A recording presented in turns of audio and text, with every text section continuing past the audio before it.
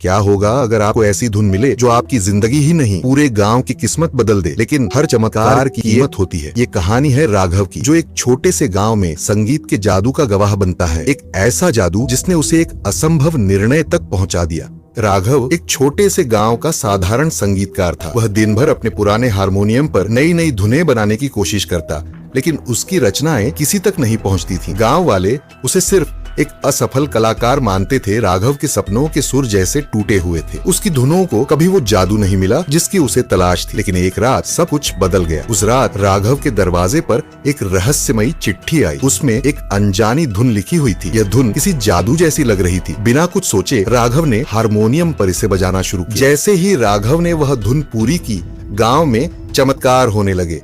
सूखा पड़ा हुआ गाँव अचानक लहलहा उठा, फसलें खिलने लगीं और गांव में पहली बार खुशियां लौटी। राघव खुद हैरान था। हर हफ्ते राघव को एक नई धुन मिलती और हर बार जब वह इसे बजाता, गांव में कुछ असंभव सा हो जाता। बीमार लोग ठीक हो जाते, नदी का पानी साफ हो जाता और गांव वालों की मुश्किलें कम होने लगी।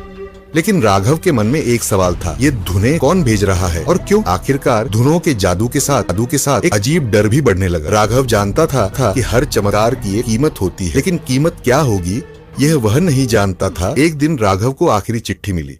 इसमें लिखा था अंतिम सुर, लेकिन इस बार धुन के साथ एक संदेश भी था। अगर यह धुन बजाओगे तो गांव हमेशा खुशहाल रहेगा, लेकिन तुम्हें सब कुछ छोड़कर जाना होगा। राघव के सामने अब एक असंभव निर्णय था।